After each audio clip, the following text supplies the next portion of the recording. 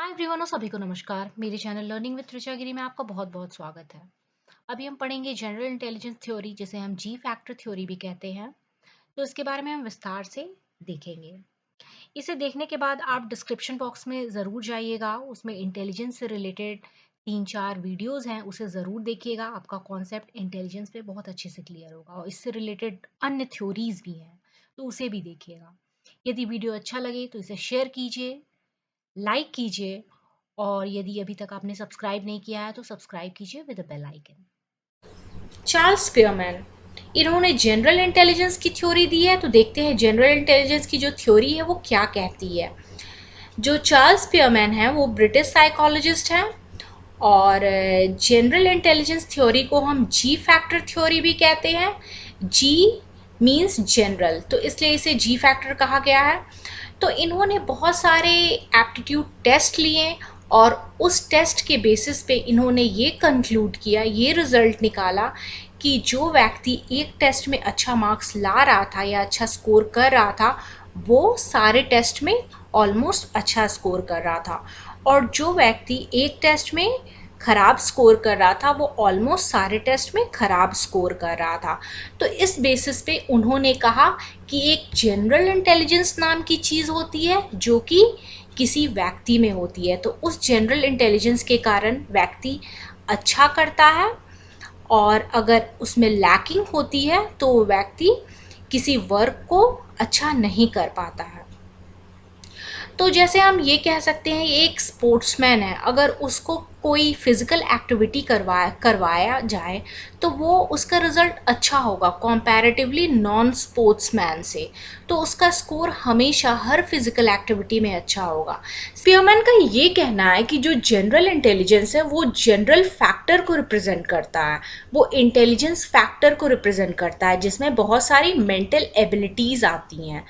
तो ये mental abilities में वर्बल एबिलिटीज़ हो सकती हैं, मैथमेटिकल एबिलिटीज़ हो सकती हैं, जो कि जी फैक्टर को या जनरल फैक्टर को इन्फ्लुएंस करती हैं।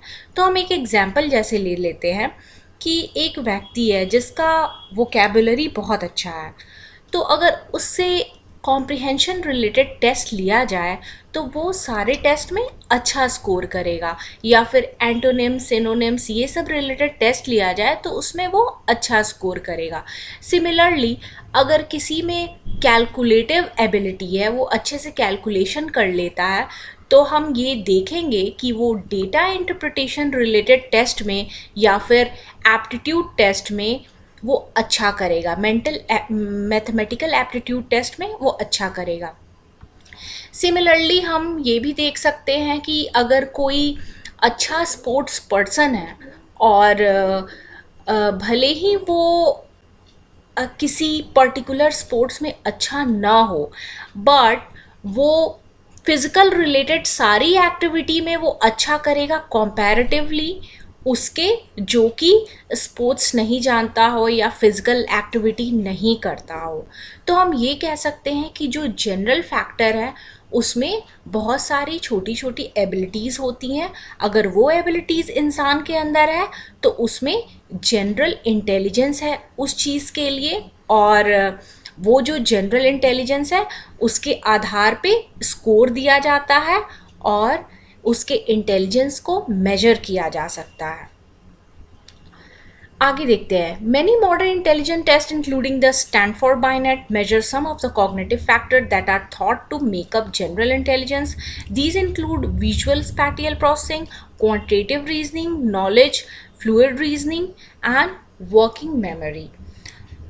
तो बहुत सारे जो इंटेलिजेंट टेस्ट हैं उनमें से एक है स्टैनफोर्ड बाइनेट टेस्ट, जो कि कॉग्निटिव फैक्टर्स को मेजर करता है, और ये कॉग्निटिव फैक्टर्स जो हैं वो जनरल इंटेलिजेंस को बताता है।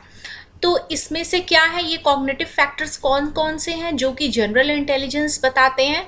तो वो है visual spatial processing, quantitative reasoning, knowledge, fluid reasoning and working memory.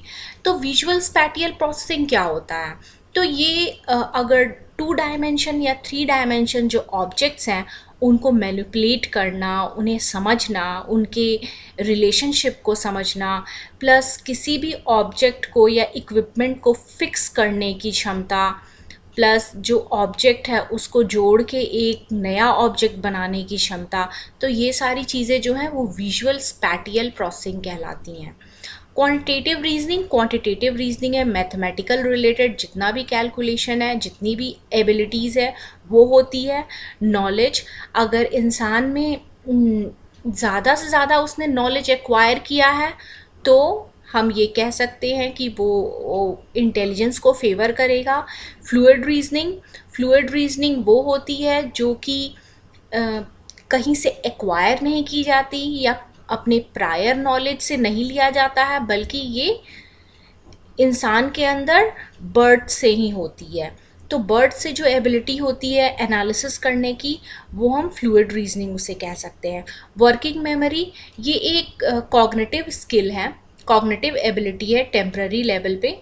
अगर कोई वर्क करता है तो उसके प्रोसेसिंग को याद रखने के लिए जो स्किल्स होते हैं उसे हम वर्किंग मेमोरी कहते हैं। तो ये सारे मिला के एक जनरल इंटेलिजेंस फैक्टर बताते हैं, एक जनरल फैक्टर बताते हैं।